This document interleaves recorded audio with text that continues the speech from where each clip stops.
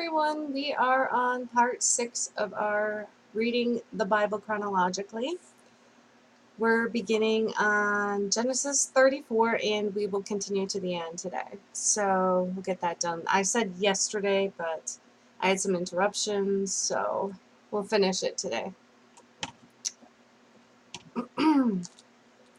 Genesis 34. Now Dinah, the daughter of Leah had borne to Jacob, went out to visit the women of the land. When Shechem, son of Harmon, the Hivite, the ruler of that area, saw her, he took her and raped her. His heart was drawn to Dinah, daughter of Jacob. He loved the young woman and spoke tenderly to her.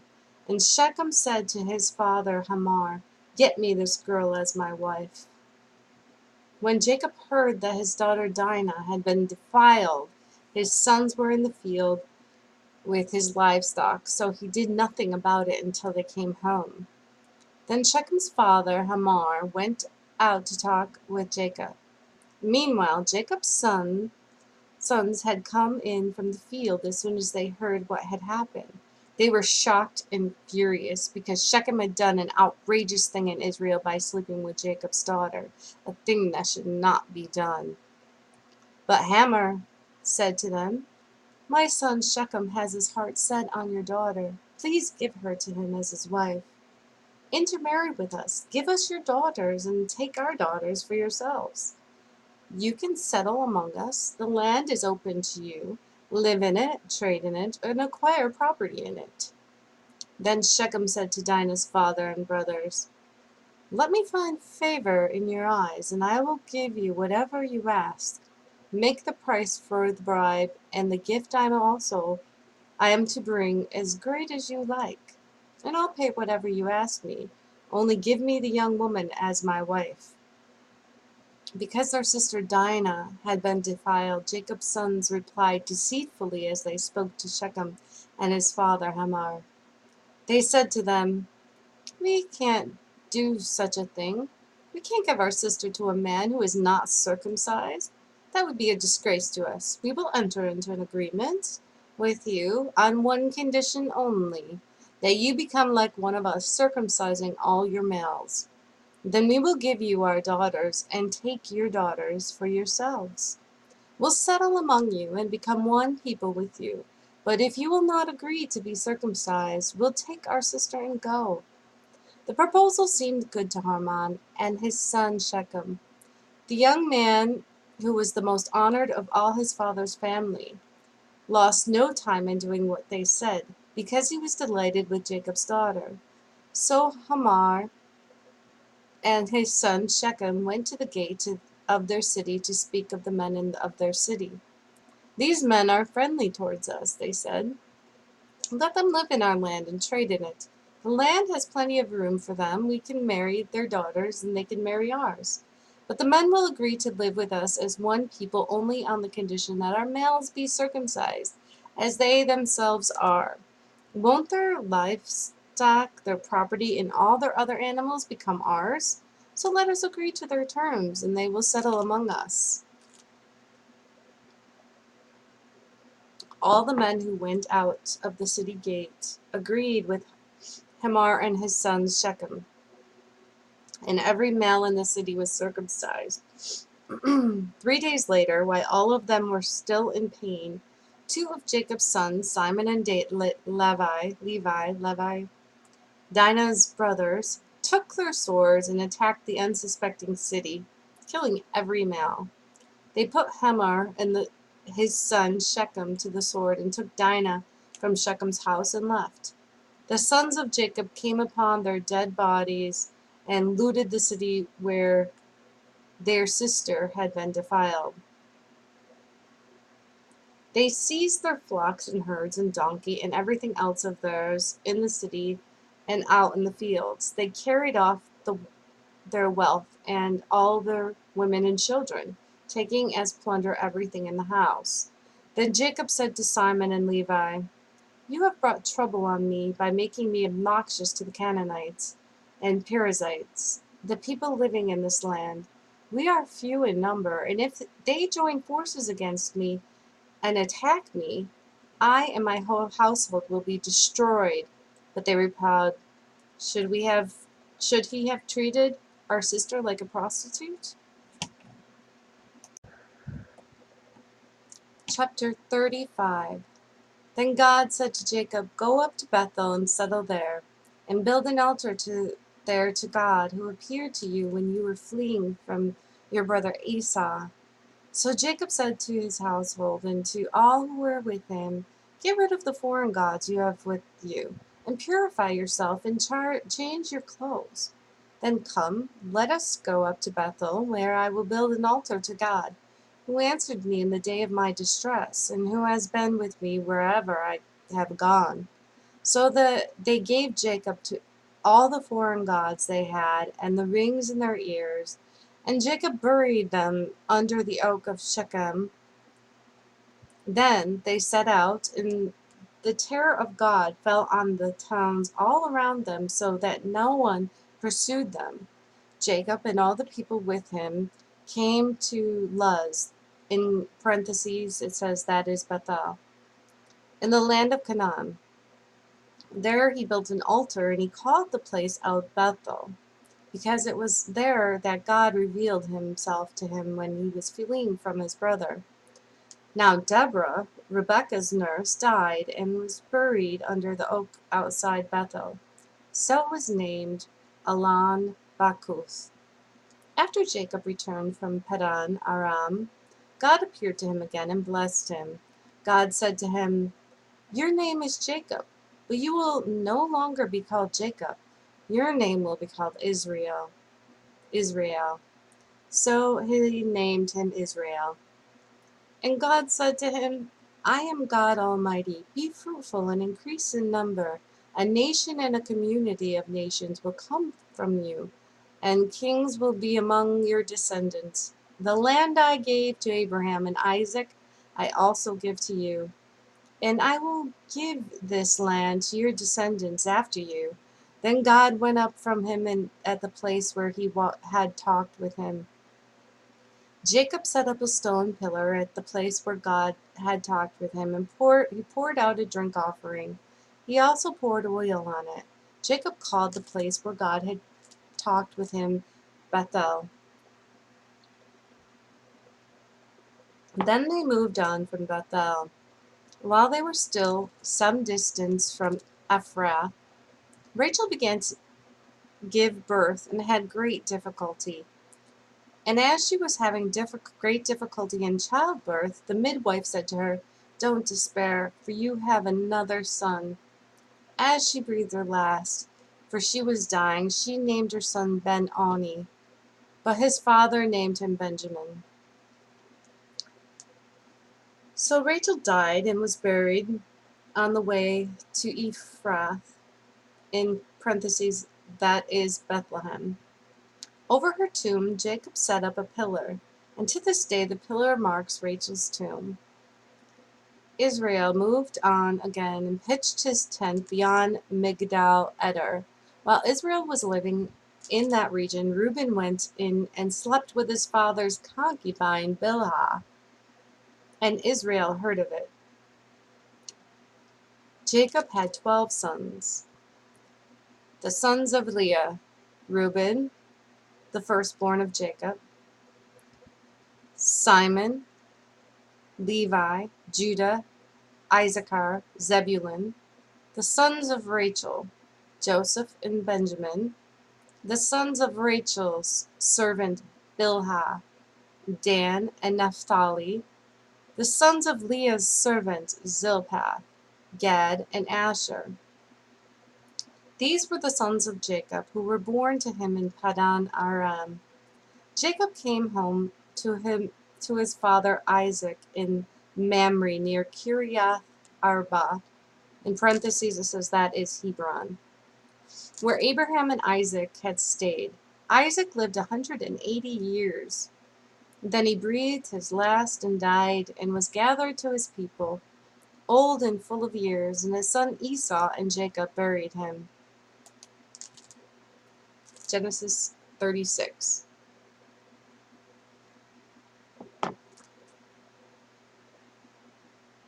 This is the account of the family line of Esau, in parentheses, that is Edom. Esau took his wives from the woman of Canaan, Adah, daughter of Elon the Hittite, and Aholibamah, daughter of Anah, and granddaughter of Zibeon the Hivite, also Basemath, daughter of Ishmael, and sister of Nebaioth. Adah bore Eliphaz to Esau, Basemath bore Ruel, and Aholibamah bore Jeush, Jalam, and Korah. These were the sons of Esau, who were born to him in Canaan.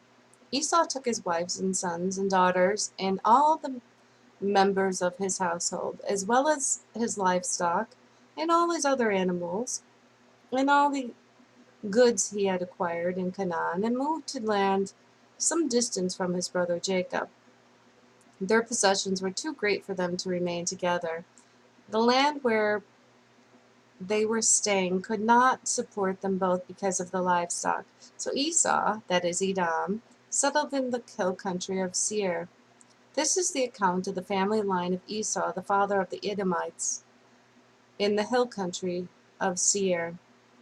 These are the names of Esau's sons: Eliphaz, the son of Esau's wife Adah, and Ruel, the son of Esau's wife Basemath. The sons Eliphaz: Teman, Omar, Zepho, Gadam, and Kenaz. Esau's son Eliphaz also had a concubine named Timnah, who bore him Amalek. These were grandsons of Esau's wife Adah. The son of Ruel: Nahath, Zerah, Zamah, and Mizah. These were grandsons of Esau's wife Basemath. The sons of Esau's wife Aholibamah, daughter of Anah, and granddaughter of Zibeon, whom she bore to Esau: Jeush, Jalam, and Korah. These were the chiefs among Esau's descendants. The sons of Eliphaz, the firstborn of Esau: Chief Teman, Omar, Zepho, Kenaz, Korah, Gatam, and Amalek. These were the chief descendants from Eliphaz and Edom. They were the grandsons of Adah. The sons of Esau, son Ruel: Chief Nahath, Ziran, Samah, and Mizah. These were the chief's descendants from Ruel and Edom. They were grandsons of Esau's wife Basemath. The sons of Esau's wife Aholibamah: chiefs Jehush, Jalam, and Korah. These were the chief's descendants from Esau's wife Aholibamah, daughter of Anah. These were the sons of Esau, that is Edom, and these were their chiefs. These were the sons of Seir, the Horite, who were living in the region: Latan, Shobal, Zibeon, Anah, Dishan, Ezer, and Dishan. The sons of Seir and Edom were Horite chiefs. The son of Lotan, Hori the Homan. Timnah was Lotan's sister.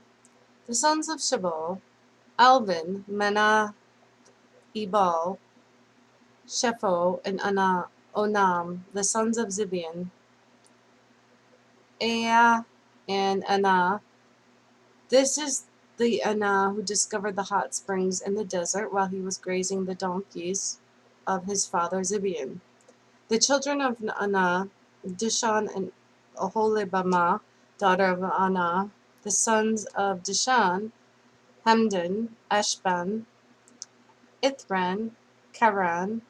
The sons of Ezer: Bilhan, Zaavan, and Achan. The sons of Dishan: Uz and Amran. These were the Horite chiefs. Lotan, Shebal, Zibeon, Anah, Dishan, Ezer, and Dishan. These were the Horite chiefs according to their division, and the land of Seir.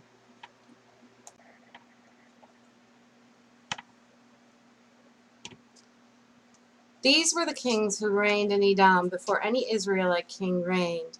Bela, son of Beor, became king of Edom. His city was named Dinhaba. When Bela died, Jobab, son of Zerah from Bozrah, succeeded him as king. When Jobab died, Husham from the land of the Temanites succeeded him as king.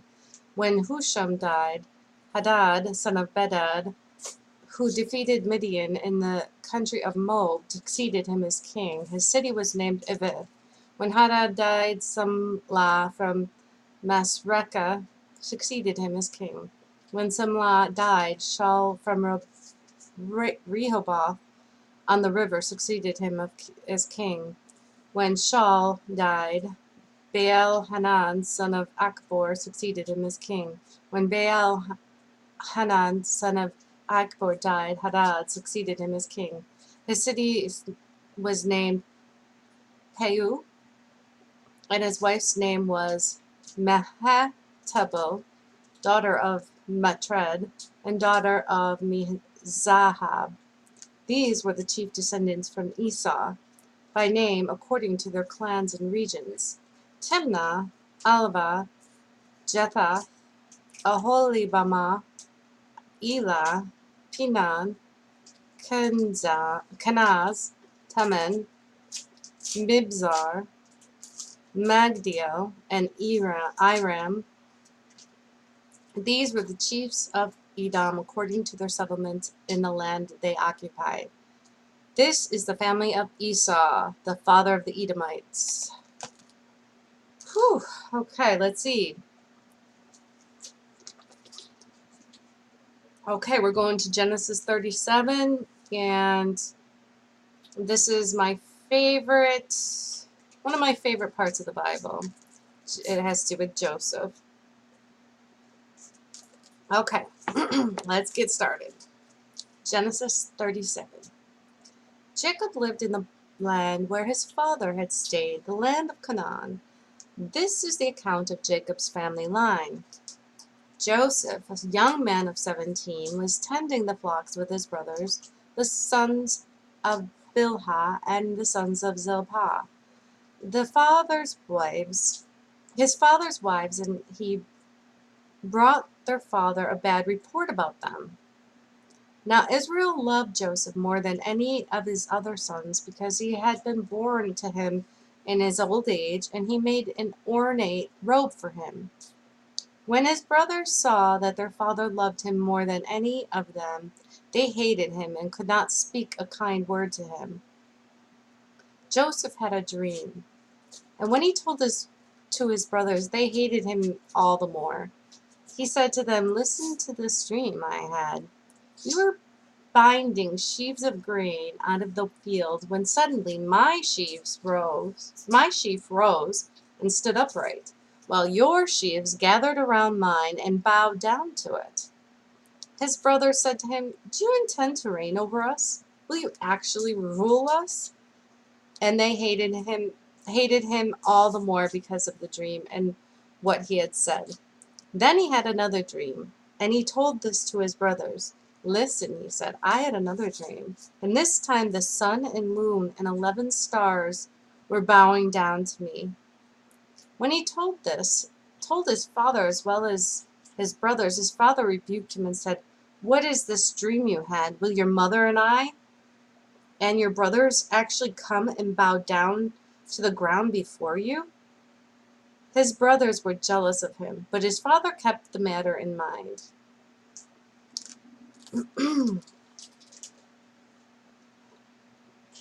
Now his brothers had gone to graze their father's flock near Shechem, and Israel said to Joseph, "As you know, your brothers are grazing the flocks near Shechem. Come, I am going to send you to them." "Very well," he replied. So he said to him, "Go and see if all is well with your brothers and with the flocks, and bring word back to me."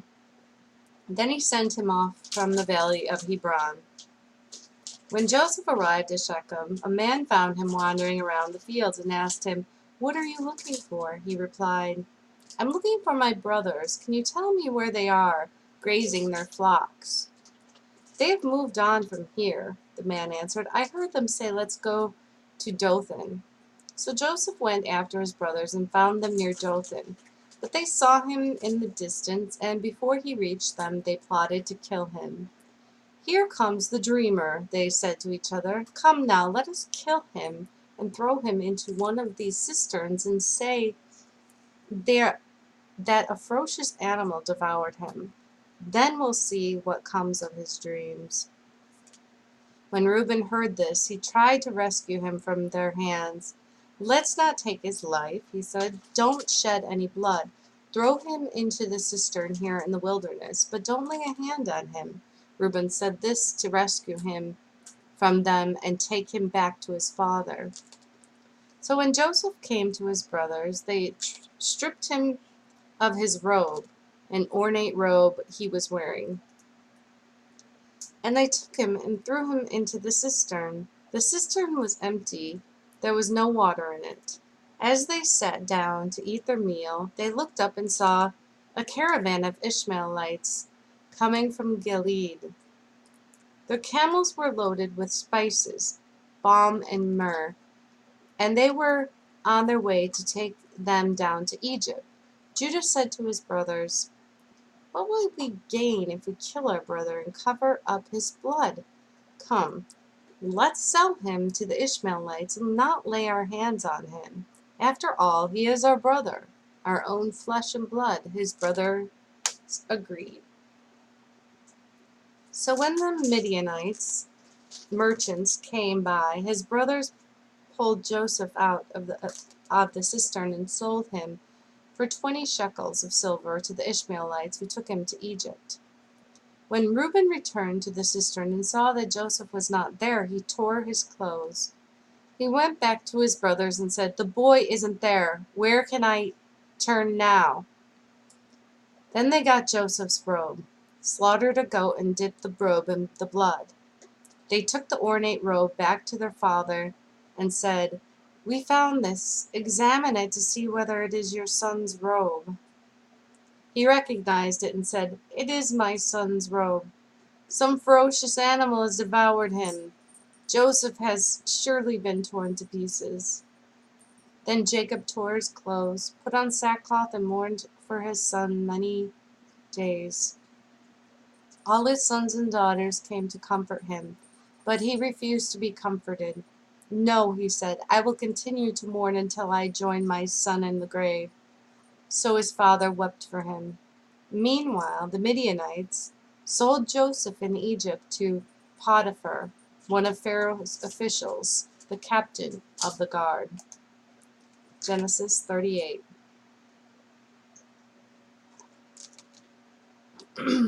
Excuse me. At that time, Judah left his brothers and went down to stay with a man of Adullam named Hirah. There, Judah met the daughter of a Canaanite man named Shua. He married her and made love to her. She became pregnant and gave birth to a son, whose name was She conceived again and gave birth to a son and named him Onan. She gave birth to still another son and named him Shelah. It was at Kezib that she gave birth to him. Judah got a wife for his firstborn, and her name was Tamar. But Judah's firstborn, was wicked in the Lord's sight, so the Lord put him to death. Then Judah said to Onan, "Sleep with your brother's wife and fulfill your duty to her as a brother-in-law to raise up offspring for your brother." But Onan knew that the child would not be his. So whenever he slept with his brother's wife, he spilled his semen on the ground to keep from providing offspring for his brother. What he did was wicked in the Lord's sight, so the Lord put him to death also. Judah then said to his daughter-in-law Tamar, "Live as a widow in your father's household until my son Shelah grows up." For he thought, he may die too, just like his brothers. So Tamar went to live in her father's household. After a long time, Judah's wife, the daughter of Shua, died. When Judah had recovered from his grief, he went up to Timnah to the men who were shearing his sheep, and his friend Hirah, the Adullamite, went with him. When Tamar was told, "Your father-in-law is on his way to Timnah to shear his sheep," she took off her widow's clothes, covered herself with a veil to disguise herself, and then sat down at the entrance to Enaim, which is on the road to Timnah. For she saw that though Shelah had now grown up, she had not been given to name to him as his wife. When Judah saw her, he thought she was a prostitute, for she had covered her face, not realizing that she was his daughter-in-law. He went over to her by the roadside and said, "Come now, let me sleep with you." "And what will you give me to sleep with you?" she said. "I'll send you a young goat from my flock," he said. "Will you give me something as a pledge until you send it?" He said, "What pledge shall I give?" "Your seal and its cord, and the staff in your hand," she answered. So he gave them to her and slept with her, and she became pregnant by him. After she left, she took off her veil and put on her widow's clothes again. Meanwhile, Judah sent the young goat by his friend, the Adullamite, in order to get his pledge back from the woman. But he did not find her. He asked the men who lived there, "Where is the shrine prostitute who is beside the road at Enaim?" "There hasn't been any shrine prostitute here," they said. So he went back to Judah and said, "I didn't find her. Besides, the men who lived there said there hasn't been any shrine prostitute here." He's in trouble. Then Judah said, "Let her keep what she has, or we will become a laughingstock. After all, I did send her this young goat, but you didn't find her." About 3 months later, Judah was told, "Your daughter-in-law Tamar is guilty of prostitution, and as a result she is now pregnant." Judah said, "Bring her out and have her burned to death." Whoa, that's harsh. As she was being brought out, she sent a message to her father-in-law. "I am pregnant by the man who owns these," she said, and she added, "See if you recognize those whose seal and cord and staff these are." Judah recognized them and said, "She is more righteous than I, since I wouldn't give her to my son Shelah," and he did not sleep with her again. When the time came for her to give birth, there were twin boys in her womb. As she was giving birth, one of them put out his hand. So the midwife took a scarlet thread and tied it on his wrist, and said, "This one came out first." But when he drew back his hand, his brother came out. And she said, "So this is how you have broken out." And he was named Perez. Then his brother, who had the scarlet thread around his wrist, came out, and he was named Zerah.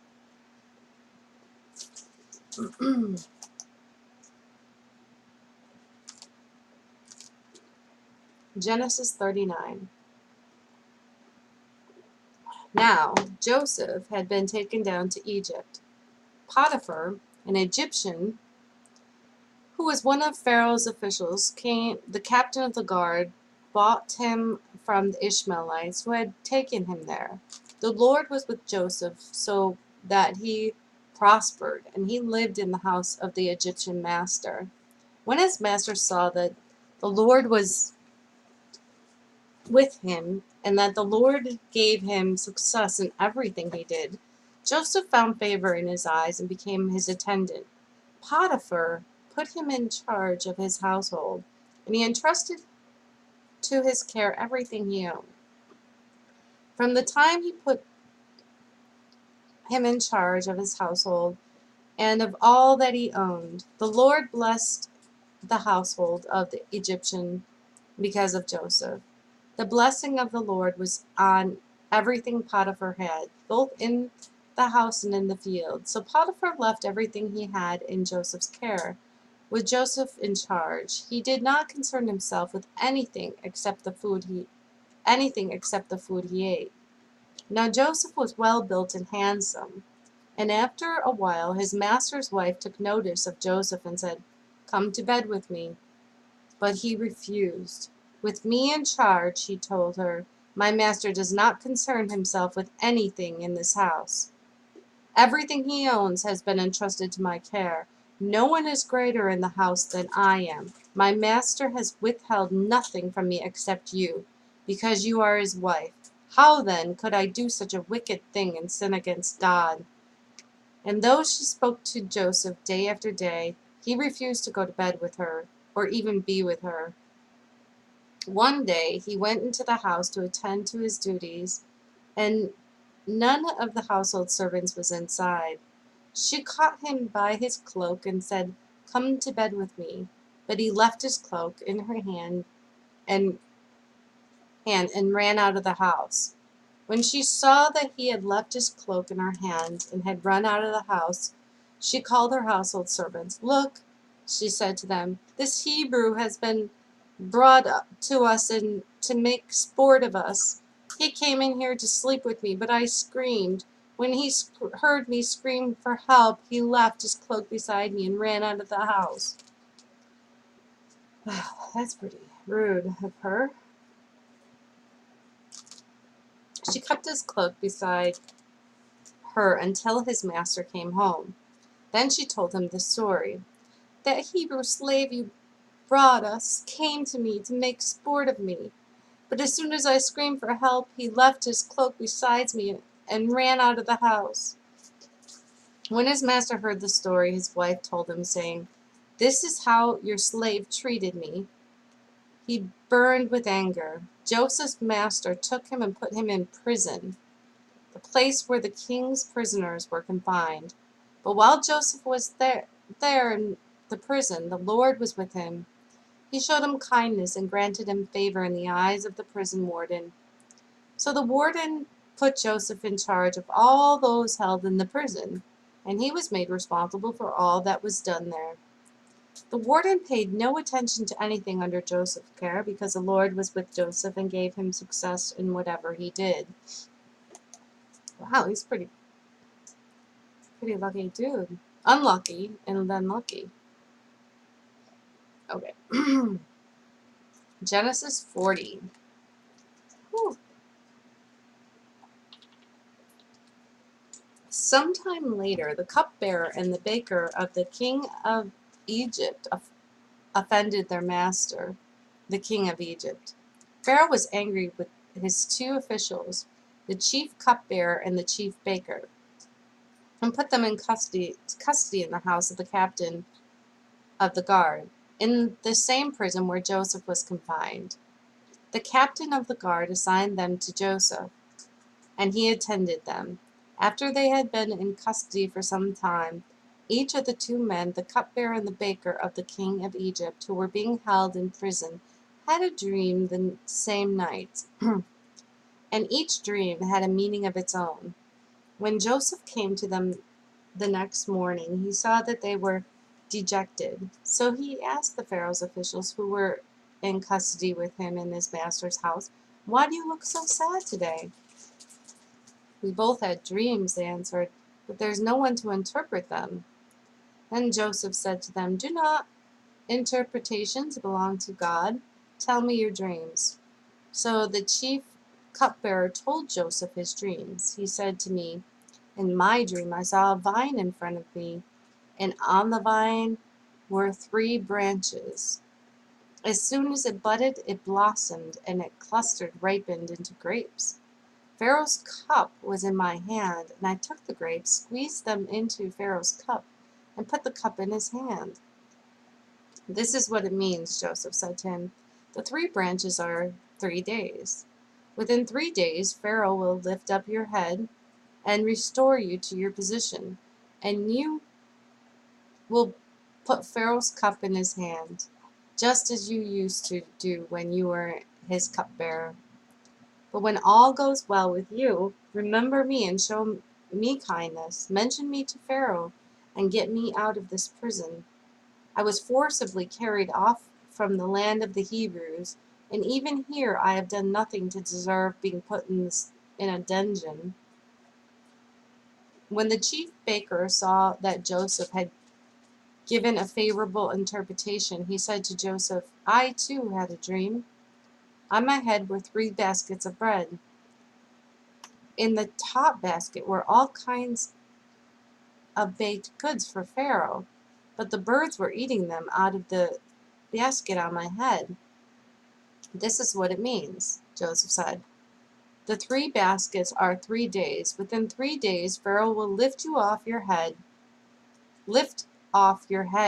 and impale your body on a pole, and the birds will eat away your flesh. Now the 3rd day was Pharaoh's birthday, and he gave a feast for all his officials. He lifted up the heads of the chief cupbearer and the chief baker in the presence of his officials. He restored the chief cupbearer to his position, so that he once again put the cup into Pharaoh's hands. But he impaled the chief baker, just as Joseph had said to them in his interpretation. The chief cupbearer, however, did not remember Joseph. He forgot him.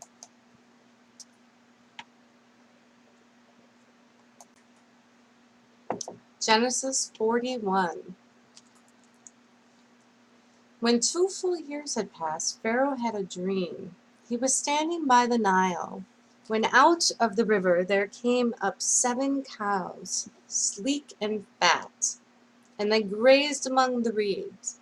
After them 7 other cows, ugly and gaunt, came up out of the Nile and stood beside those on the river bank. And the cows that were ugly and gaunt ate up the 7 sleek fat cows. Then Pharaoh woke up. That is a weird dream. He fell asleep again and had a second dream. 7 heads of grain, healthy and good, were growing on a single stalk. After them, 7 other heads of grain sprouted, thin and scorched by the east wind. The thin heads of grain swallowed up the 7 healthy, full heads. Then Pharaoh woke up. It had been a dream. In the morning his mind was troubled, so he sent for all the magicians and the wise men of Egypt. Pharaoh told them his dream, but no one could interpret them for him. Then the chief cupbearer said to Pharaoh, Today I am reminded of my shortcomings. Pharaoh was once angry with his servants, and he imprisoned me and the chief baker in the house of the captain of the guard. Each of us had a dream the same night, and each dream had a meaning of its own. Now a young Hebrew was there with us, a servant of the captain of the guard. We told him our dreams, and he interpreted them for us, giving each man the interpretation of his dream. And things turned out exactly as he interpreted them to us. I was restored to my position, and the other man was impaled. So Pharaoh sent for Joseph, and was quickly brought from the dungeon. When he had shaved and changed his clothes, he came before Pharaoh. Pharaoh said to Joseph, I had a dream, and no one can interpret it.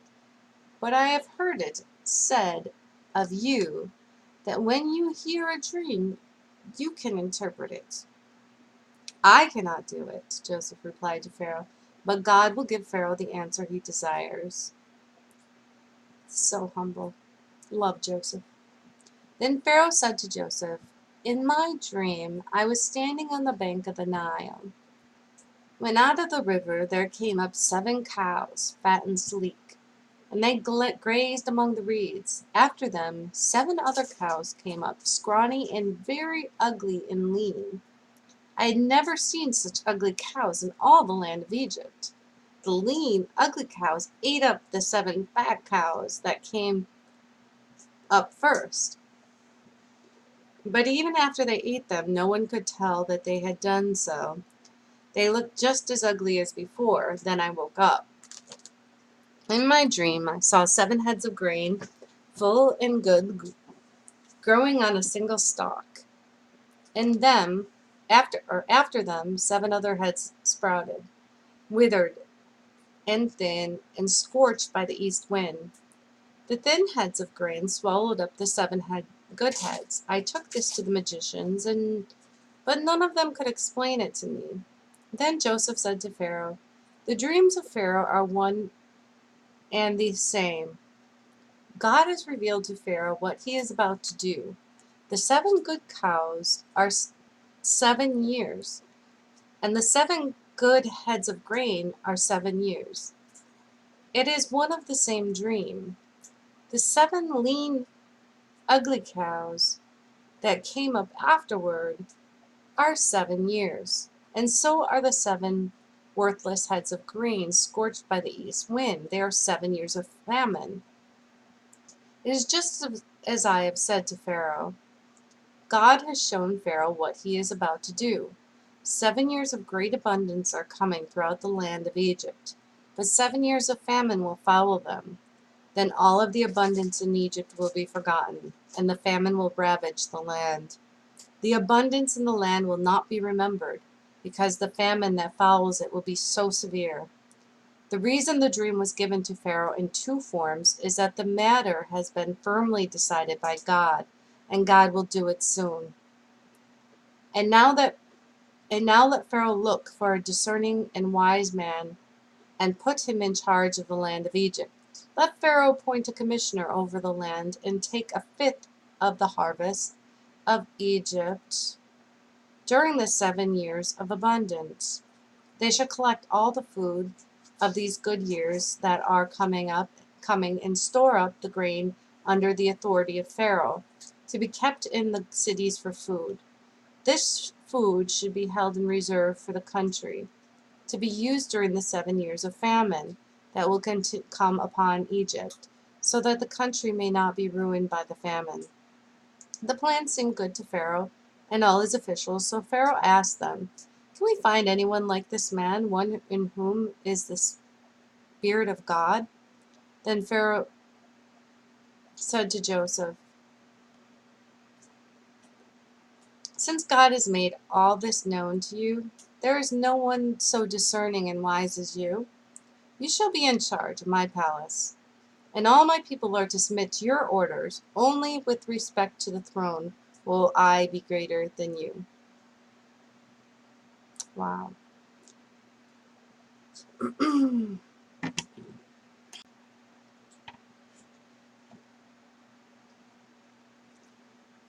So Pharaoh said to Joseph, "I hereby put you in charge of the whole land of Egypt." Then Pharaoh took his signet ring from his finger and put it on Joseph's finger.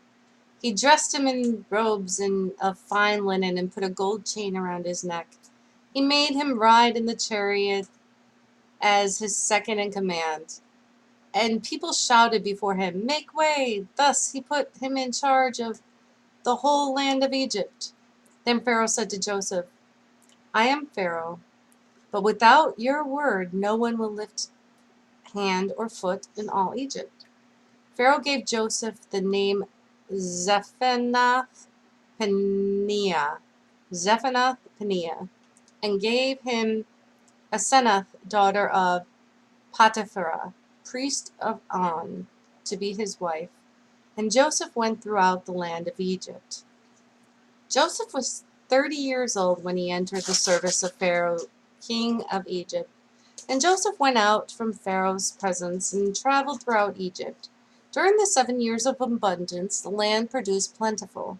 Joseph collected all the food produced in those 7 years of abundance in Egypt and stored it in cities.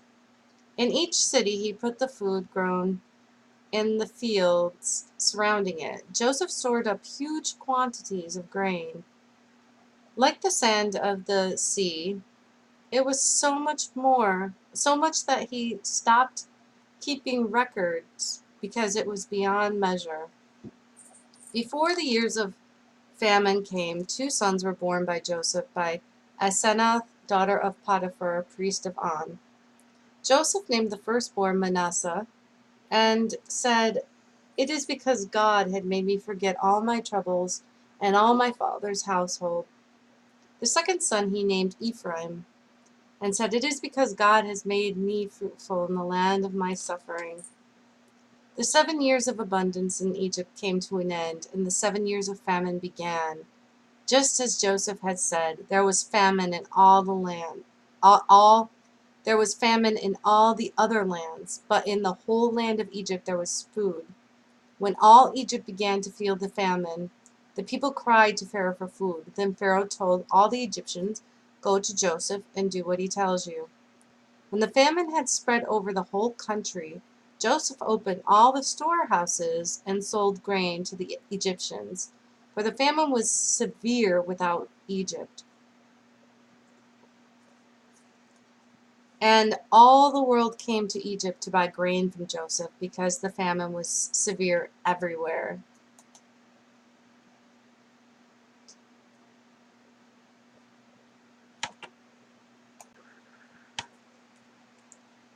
When Jacob learned that there was grain in Egypt, he said to his sons, "Why do you just keep looking at each other?"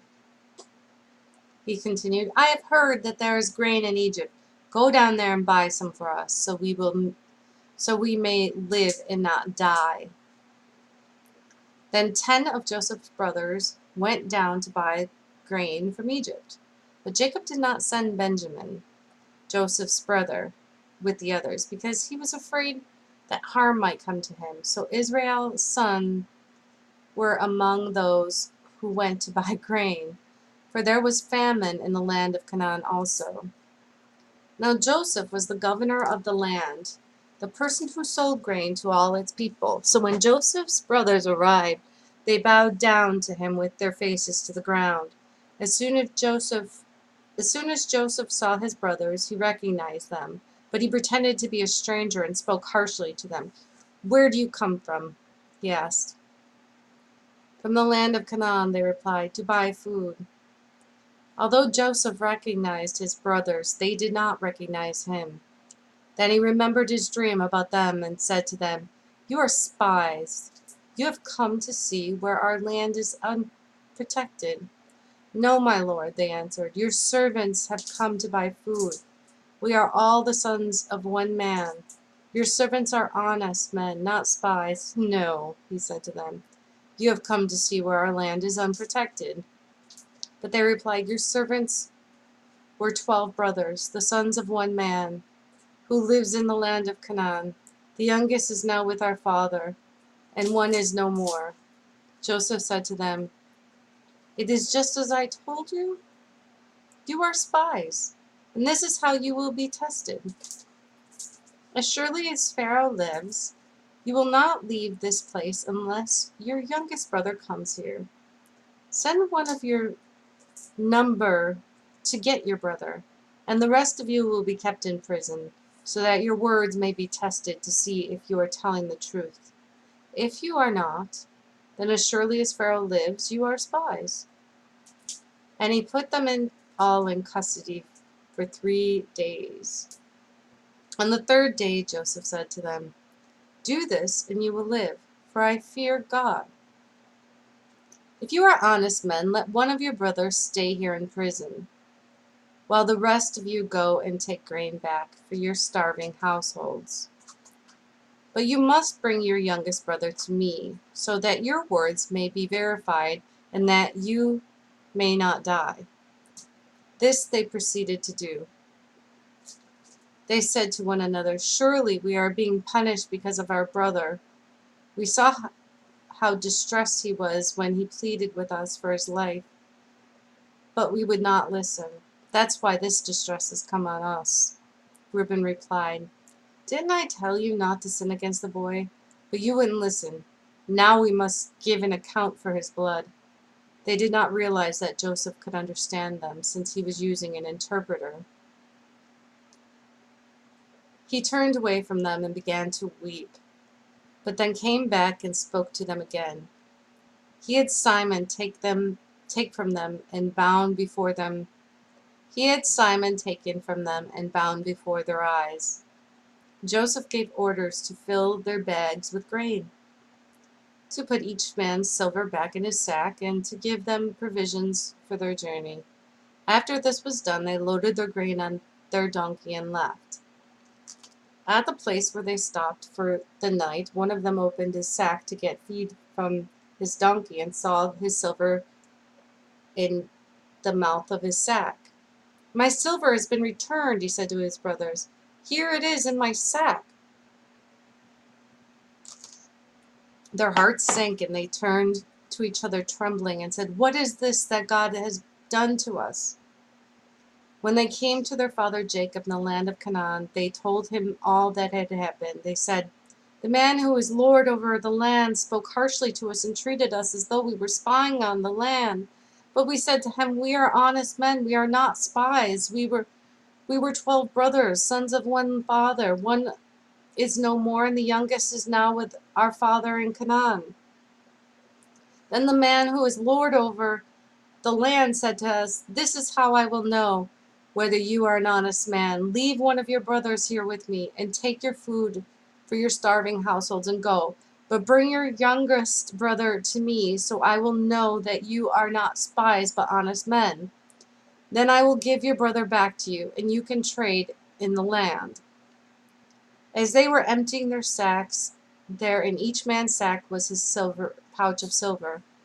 When they and their father saw the money pouches, they were frightened. Their father Jacob said to them, 'You have deprived me of my children.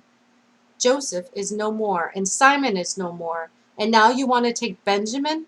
Everything is against me.' Then Reuben said to his father, 'You may put both of my sons to death if I do not bring him back to you. Entrust him to my care, and I will bring him back.' But Jacob said, 'My son will not go down there with you. His brother is dead, and he is the only one left. If harm comes to him on the journey you are taking, you will bring my gray head down to the grave in sorrow.'"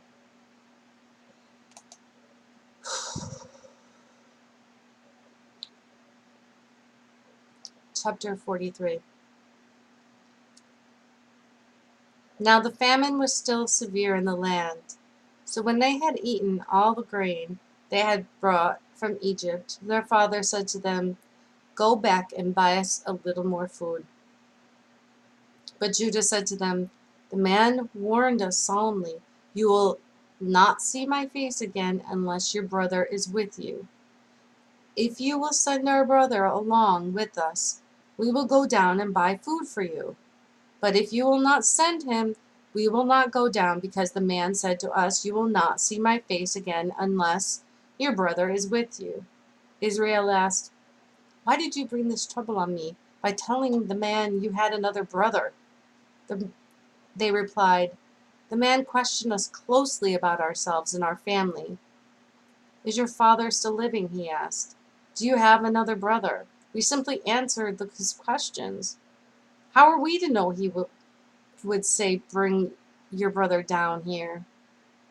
Then Judah said to Israel his father, "Send the boy along with me, and we will go at once, so that we and you and our children may live and not die.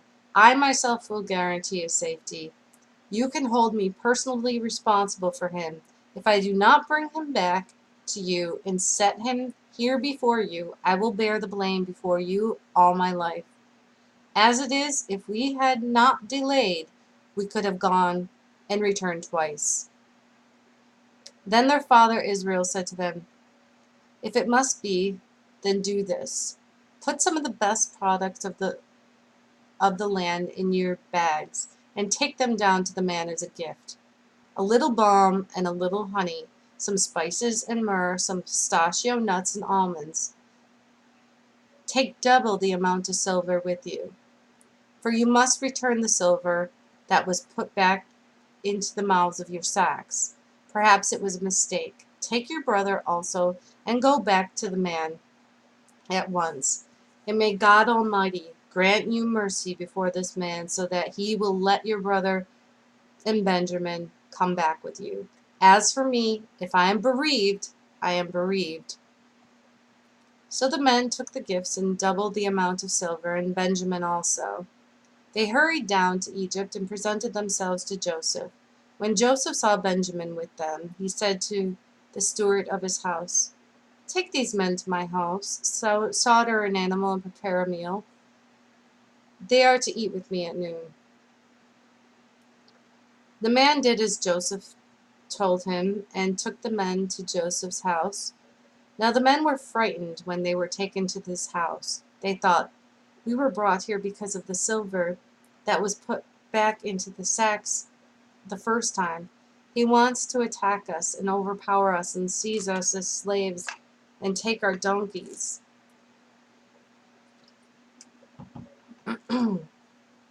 So they went up to Joseph's steward and spoke to him as at the entrance to the house. "We beg your pardon, our lord. We came down here the first time to buy food, but at the place where we stopped for the night, we opened our sacks, and each of us found his silver, the exact weight, in the mouth of his sack. So we have brought it back with us. We have also brought additional silver with us to buy food. We don't know who put our silver in our sacks." "It is all right," he said. "Don't be afraid. Your God, the God of your father, has given you treasure in your sacks. I received your silver." Then he brought Simon out to them. The steward took the men into Joseph's house, gave them water and to wash their feet, and provided fodder for their donkey. They prepared their gifts for Joseph's arrival at noon, because they had heard that they were to eat there. When Joseph came home, they presented to him the gifts they had brought into the house, and they bowed down before him to the ground. He asked them how they were, and then he said, "How is your aged father you told me about? Is he still living?" They replied, "Your servant, our father, is still alive and well." And they bowed down, prostrating themselves before him. As he looked about and saw his brother Benjamin, his own mother's son, he asked, "Is this your youngest brother, the one you told me about?" And he said, "God be gracious to you, my son." Deeply moved at the sight of his brother, Joseph hurried out and looked for a place to weep. He went into his private room and wept there. After he washed his face and came out, and controlling himself, said, "Serve the food." They served him by himself, the brothers by themselves, and the Egyptians who ate with him by themselves, because Egyptians could not eat with Hebrews, for that is detestable to Egyptians. The men had been seated before him in the order of their ages, from the firstborn to the youngest, and they looked at each other in astonishment when portions were served to them from Joseph's table. Benjamin's portions was 5 times as much as anyone else's, so they feasted and drank freely with him. Benjamin, he's the innocent one.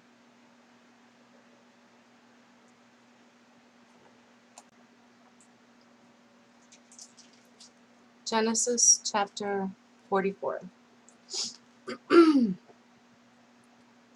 Now Joseph gave these instructions to the steward of the house.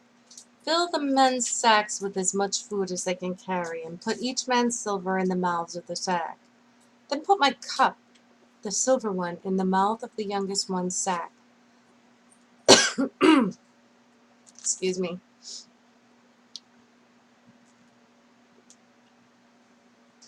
Then put my cup, the silver one, in the mouth of the youngest one's sack, along with the silver for his grain. And he did as Joseph said. As morning dawned, the men were sent on their way with their donkeys. They had not gone far from the city when Joseph said to the steward, "Go after those men at once, and when you catch up with them, say to them, 'Why have you repaid good with evil? Isn't this the cup my master drinks from and also uses for divination? This is a wicked thing you have done.'" When he caught up with them, he repeated these words to them. But they said to him, "Why does my lord say such things? Far be it from your servants to do anything like that. We even brought back to you from the land of Canaan the silver we found inside our mouths for our sacks. So why would we steal silver or gold from your master's house? If any of your servants is found to have it, he will die, and the rest of us will become my lord's slaves." "Very well, then, let it be as you say. Whoever is found to have it will become my slave. The rest of you will be free from blame." Each of them quickly lowered his sack to the ground and opened it, and the steward proceeded to search, beginning with the oldest and ending with the youngest. And the cup was found in Benjamin's sack. Ugh, poor Benjamin. At this, they tore their clothes. Then they all loaded their donkeys and returned to the city. Joseph was still in the house when Judah and his brothers came in, and they threw themselves on the ground before him. Joseph said to them, "What is this you have done? Don't you know that a man like me can find things out by divination?" "What can we say to my lord?" Judah replied. "What can we say? How can we prove our innocence? God has uncovered your servant's guilt. We are now my lord's slaves. We ourselves are the ones who was found to have the cup." But Joseph said, "Far be it from me to do such a thing. Only the man who was found to have the cup will become my slave. The rest of you go back to your father in peace." Then Judah went up to him and said, "Pardon your servant, my lord. Let me speak a word to my lord. Do not be angry with your servant, though you are equal to Pharaoh himself. My lord asks his servants, 'Do you have a father or a brother?' And we answered, 'We have an aged father, and there is a young son born to him in his old age. His brother is dead, and he is the only one of his mother's sons left, and his father loves him.' Then you said to your servant, 'Bring him down to me so I can see him for myself.' Excuse me. And we said to my lord, 'The boy cannot leave his father. If he leaves him, his father will die.' But you told your servants, 'Unless your youngest brother comes down with you, you will not see my face again.' When we were back to your servant, my father, we told him what my lord had said. When our father said, 'Go back and buy a little more food,' but we said, 'We cannot go down. Only if our youngest brother is with us will we go. We cannot see the man's face unless our youngest brother is with us.' Your servant, my father, said to us, 'You know that my wife bore me 2 sons. One of them went away from me, and I said, "He has surely been torn to pieces, and I have not seen him since. If you take this one from me too, and harm comes to him, you will bring my gray head down to the grave in misery."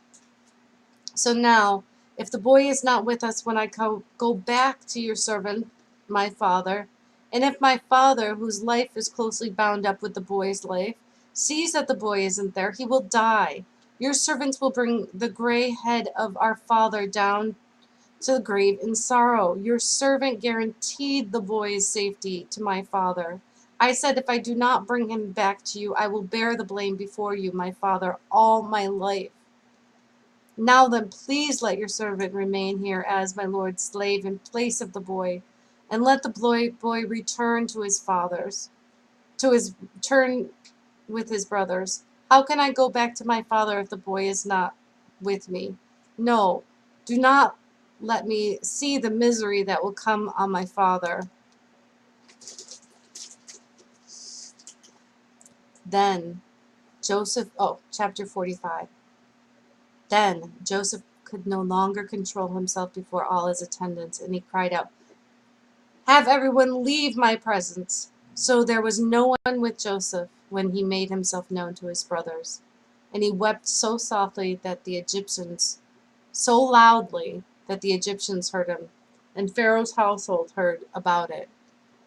Joseph said to his brothers, "I am Joseph. Is my father still living?" But his brothers were not able to answer him because they were terrified at his presence. Then Joseph said to his brothers, "Come close to me." When they had done so, he said, "I am your brother Joseph, the one you sold into Egypt. And now do not be distressed and do not be angry with yourselves for selling me here, because it was to save lives that God sent me here, me ahead of you. For 2 years now there has been famine in the land, and for the next 5 years there will be no plowing and reaping. But God sent me ahead of you to preserve for you a remnant on earth, and to save your lives by a great deliverance. So then, it was not you who sent me here, but God. He made me father to Pharaoh, lord of his entire household and ruler of all Egypt. Now hurry back to my father and say to him, 'This is what your son Joseph says. God has made me lord of all Egypt. Come down to me. Don't delay. You shall live in the region of Goshen and be near me, you and your children and grandchildren, your flocks and herds, and all you have. I will provide for you there, because 5 years of famine are still to come. Otherwise, you and your household and all who belong to you will become destitute. You can see for yourselves, and so can my brother Benjamin, that it is really I who am speaking to you. Tell my father about all the honor accorded me in Egypt and about everything you have seen, and bring my father down here quickly." Then he threw his arms around his brother Benjamin and wept. And Benjamin embraced him, weeping. And he kissed all his brothers and wept over them. Afterwards his brothers talked with him. When the news reached Pharaoh's palace that Joseph's brothers had come, Pharaoh and all his officials were pleased. Pharaoh said to Joseph, "Tell your brothers, do this. Load your animals and return to the land of Canaan, and bring your father and your families back with me. To me. I will give the best of the land of Egypt, and you can enjoy the fat of the land." You are also directed to tell them, "Do this. Take some carts from Egypt for your children and your wives, and get your father and come. Never mind about your belongings, because the best of all Egypt will be yours." So the sons of Israel did this. Joseph gave them carts as Pharaoh had commanded, and he also gave them provisions for their journey. To each of them he gave new clothing, but to Benjamin he gave 300 shekels of silver and 5 sets of clothes. And this is what he sent to his father: 10 donkeys loaded with the best things of Egypt, 10 female donkeys loaded with grain and bread and other provisions from his journey. Then he sent his brothers away. And as they were leaving, he said to them, "Don't quarrel on the way." So they went up out of Egypt and came to their father Jacob in the land of Canaan. And they told him, "Joseph is still alive. In fact, he is ruler of all Egypt." Jacob was stunned. He did not believe them. But when they told him everything Joseph had said to them, and when he saw the carts Joseph had sent to carry him back, the spirit of their father Jacob revived, and Israel said, I am convinced my son Joseph is alive. I will go and see him before I die."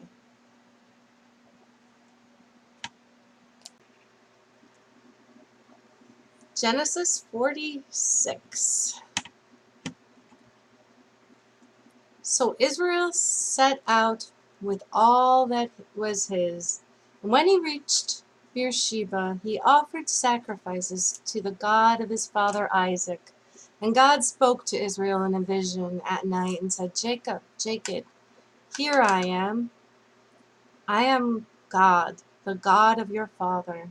He said, "Do not be afraid to go down to Egypt, for I will make you into a great nation there. I will go down to Egypt with you, and I will surely bring you back again. And Joseph's own hand will close your eyes." Then Jacob left Beersheba, and Israel's sons took their father Jacob and their children and their wives in the cart that Pharaoh had sent to transport him. So Jacob and all his offspring went to Egypt, taking with them their livestock and their possessions that they had acquired in Canaan. Jacob brought with him to Egypt his sons and grandsons, and his daughters and granddaughters, all his offspring. These are the names of the sons of Israel, Jacob and his descendants, who went to Egypt. Reuben, the firstborn of Jacob. The sons of Reuben, Hanok, Palu, Hezron, and Carmi. The sons of Simon, Jemuel, Jamin, Ohad, Jachin, Zohar, and Shaul, the son of a Canaanite woman. The sons of Levi, Gershon, Kohath, and Merari, the sons of Judah. Onan, Shelah, Perez, and Zerah. In parentheses it says, but and Onan had died in the land of Canaan. The sons of Perez, Hezron and Hamul. The sons of Issachar, Tola, Puah, Jashub, and Shimron. The sons of Zebulun, Sered, Elon, and Jaleel. These were the sons Leah bore to Jacob in Padan Aram, besides his daughter Dinah. These sons and daughters of his were 33 in all.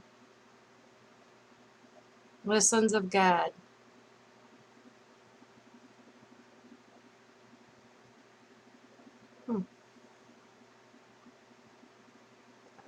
Zephon, Haggai, Shuni, Ezbon, Eri, Aradi, and Areli. The sons of Asher, Imnah, Ishva, Ishvi, and Beriah. Their sister was Sarah. The sons of Beriah, Heber, and Malchiel. These were the children born to Jacob by Zilpah, whom Laban had given to his daughter Leah, 16 in all. The sons of Jacob's wife Rachel, Joseph and Benjamin. In Egypt, Manasseh and Ephraim were born to Joseph by Asenath, daughter of Potipherah, priest of On. The sons of Benjamin, Bela, Becher, Ashbel, Gera, Naaman, Ehi, Rosh, Mupin, Huppim, and Ard. These were the sons of Rachel who were born of Jacob, 14 in all. The son of Dan, Hushim. The son of Naphtali, Jaziel, Gunyai, Jezer, and Shillem. These were the sons born to Jacob by Bilhah, whom Laban had given to his daughter Rachel, 7 in all. All those who went to Egypt with Jacob, those who were his direct descendants, not counting his sons' wives, numbered 66 persons, with the 2 sons who had been born to Joseph in Egypt. The members of Jacob's family which went to Egypt were 70 in all. Now Jacob sent Judah ahead of him to Joseph to get directions to Goshen.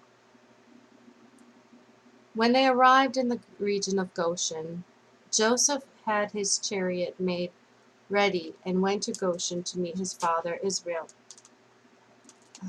My bunny, sorry, my bunny is like begging for pretzels right now.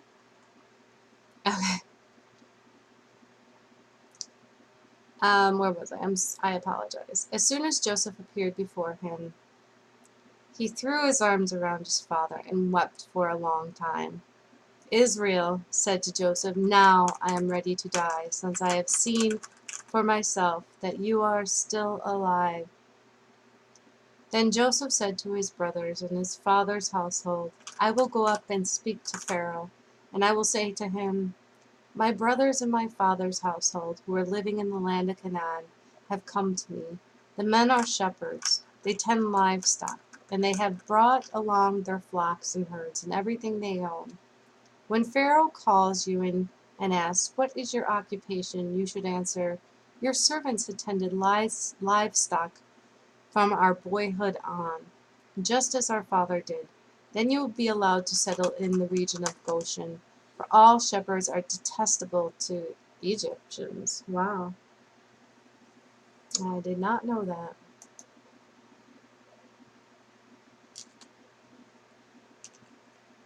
Joseph went and told Pharaoh, "My father and brothers, with their flocks and herds and everything they own, have come to the land of Canaan and are now in Goshen." He chose 5 of his brothers and presented them before Pharaoh. Pharaoh asked the brothers, "What is your occupation?" "Your servants are shepherds," they replied to Pharaoh, "just as our fathers were." They also said to him, "We have come to live here for a while because of the famine is severe and..." Stop dropping the pretzels. I apologize.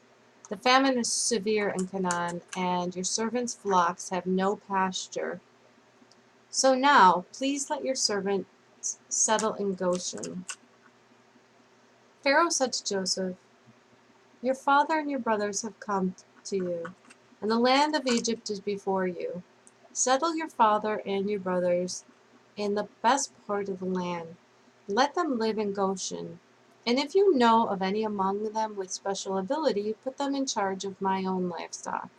Then Joseph brought his father Jacob in and presented him before the Pharaoh.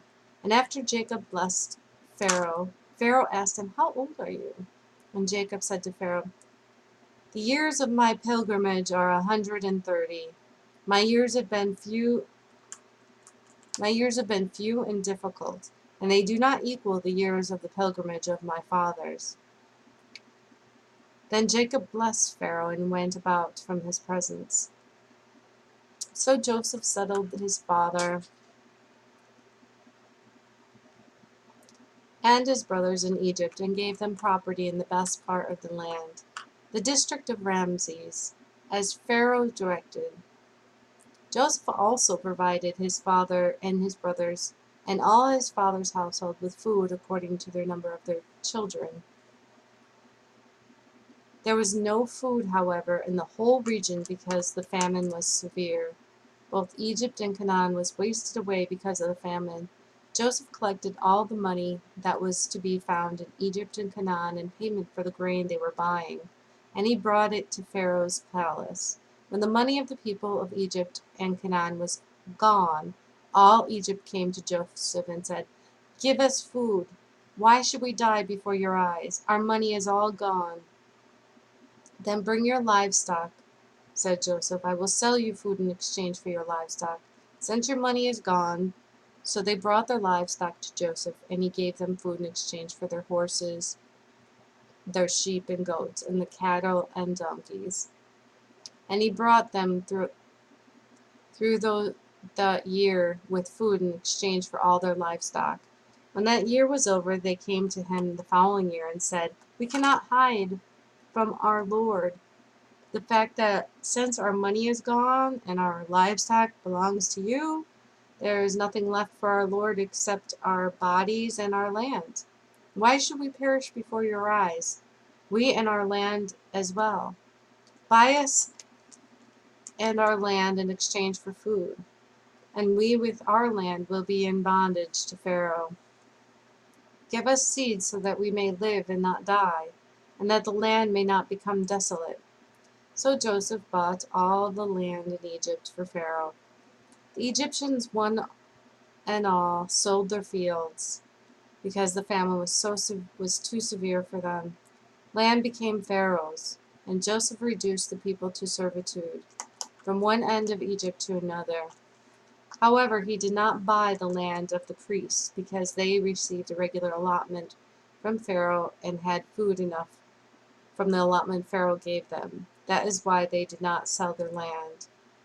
Joseph said to the people, "Now that I have bought you and your land today for Pharaoh, here is seed for you so you can plant it in the ground.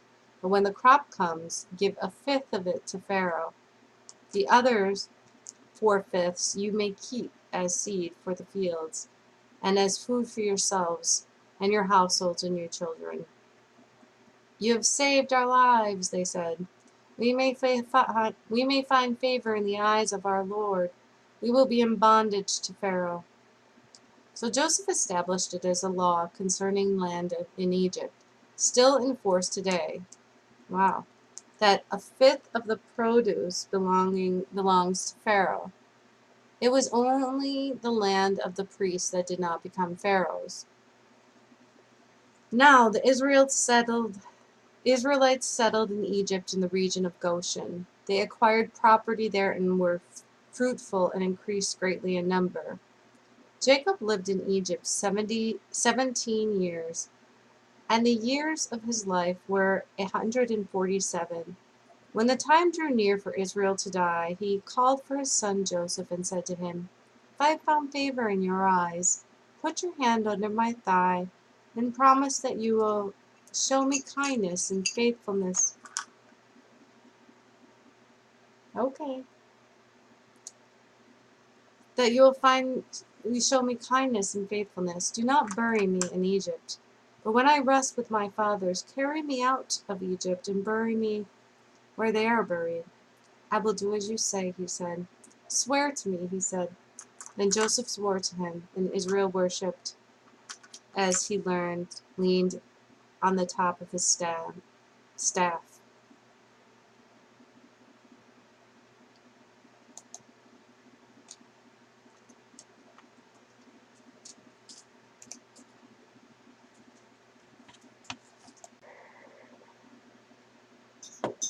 Chapter 48. Sometime later, Joseph was told, "Your father is ill." So he took his two sons, Manasseh and Ephraim, along with him. When Jacob was told, "Your son Joseph has come to see you," Israel rallied his strength and sat up on the bed. Jacob said to Joseph, "God Almighty appeared to me at Luz in the land of Canaan, and there he blessed me and said to me, 'I am going to make you fruitful and increase your numbers. I will make you a community of people, and I will give this land as an everlasting possession of your descendants after you.' Now, then, your two sons born to you in Egypt before I came to you here will be reckoned as mine. Ephraim and Manasseh will be mine, just as Reuben and Simon are mine. Any children born to you after them will be yours, and the territory they inherit will be reckoned under the names of their brothers. As I was returning from Padan, to my sorrow Rachel died in the land of Canaan, while we were still on the way, a little distance from Ephrath. So I buried her there beside the road to Ephrath." In parentheses it says that In parentheses, it says, that is Bethlehem. When Israel saw the sons of Joseph, he asked, "Who are these?" "They are the sons God has given me here," Joseph said to his father. Then Israel said, "Bring them to me, so I may bless them." Now Israel's eyes were failing because of old age, and he could hardly see. So Joseph brought his sons close to him, and his father kissed them and embraced them. Israel said to Joseph, "I never expected to see your face again, and now God has allowed me to see your children too." Then Joseph removed them from Israel's knee and bowed down with his face to the ground, and Joseph took both of them, Ephraim on his right towards Israel's left hand, and Manasseh on his left towards Israel's right hand, and brought them close to him. But Israel reached out to his right hand and put it on Ephraim's head. And though he was younger, and crossing his arms, he put his left hand on Manasseh's head, even though Manasseh was the firstborn. Then he blessed Joseph and said, "May the God before whom my fathers, Abraham and Isaac, walked faithfully, the God who has been my shepherd all my life to this day, the angel who has delivered me from all harm, may he bless these boys. May they be called by my name and the names of my fathers, Abraham and Isaac, and may they increase greatly on earth." When Joseph saw his father placing his right hand on Ephraim's head, he was displeased. So he took hold of his father's hand to move it from Ephraim's head to Manasseh's head. Joseph said to him, "No, my father, this one is the firstborn. Put your right hand on his head." But his father refused and said, "I know, my son, I know. He too will become a people. He too will become great. Nevertheless, his younger brother will be greater than he, and his descendants will become a group of nations." He blessed them that day and said, "In your name will Israel pronounce his blessing. May God make you like Ephraim and Manasseh." So he put Ephraim ahead of Manasseh. Then Israel said to Joseph, "I am about to die, but God will be with you and take you back to the land of your fathers. And to you I give one more ridge of land than to your brothers, the ridge I took from the Amorites with my sword and my bow."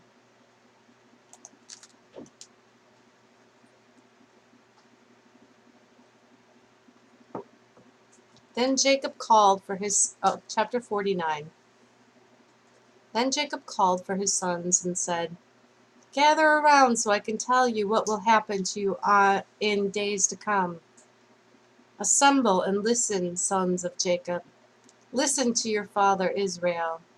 Reuben, you are my firstborn, my might, the first sign of my strength, excelling in honor, excelling in power, turbulent as the waters. You will no longer excel, for you went up onto your father's bed, onto my couch, and defiled it." Man, a lot of drama in this family. Simon and Levi are brothers, their swords and weapons of violence. Let me not enter their council, let me not join their assembly, for they have killed men in their anger and hamstrung oxen as they pleased. Cursed be their anger, so fierce, and their fury so cruel. I will scatter them in Jacob and disperse them in Israel. Wow. Judah, your brothers will praise you. Your hand will be on the neck of your enemies. Your father's sons will bow down to you. You are a lion's cub, Judah. You return from the prey, my son. Like a lion he crouches and lies down, like a lioness who dares to rouse him. The scepter will not depart from Judah, nor the ruler's staff from between his feet, until he too, whom it belongs, shall come, and the obedience of the nations shall be his. He will tether his donkey to a vine, his colt to the choicest branch. He will wash his garments in wine, his robes in the blood of grapes.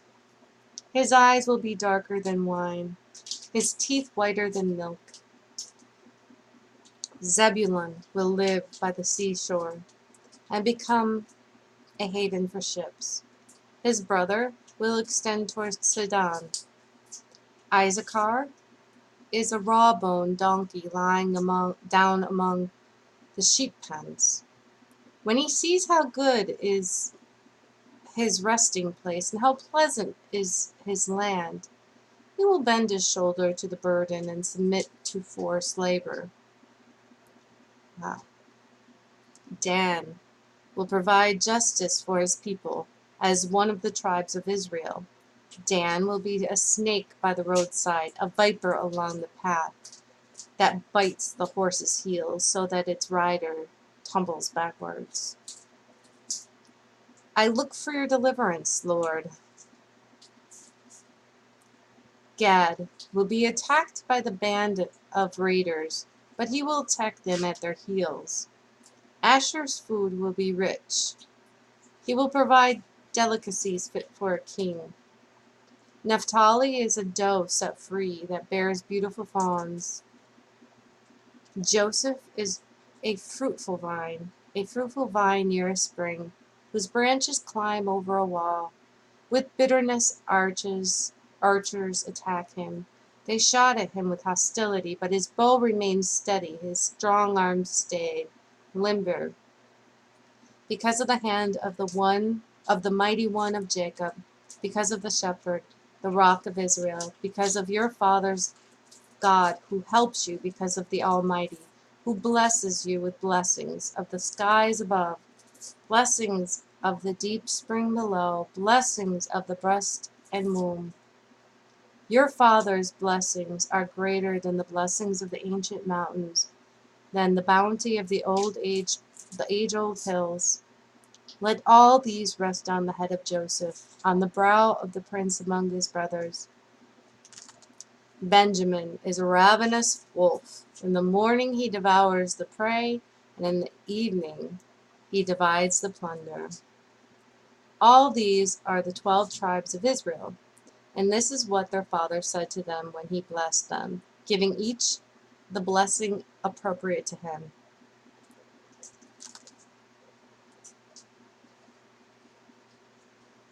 Then he gave them these instructions. I am about to be gathered to my people. Bury me with my fathers in the cave in the field of Ephron the Hittite, the cave in the field of Machpelah near Mamre in Canaan, which Abraham bought along with the field as a burial place from Ephron the Hittite. There Abraham and his wife Sarah were buried. There Isaac and his wife Rebekah were buried.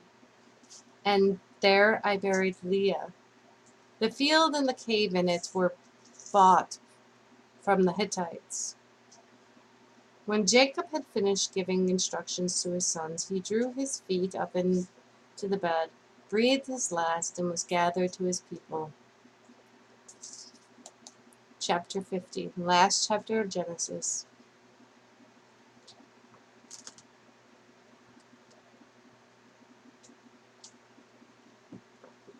Joseph threw himself on his father and wept over him and kissed him. And Joseph directed the physicians in the service to embalm his father Israel.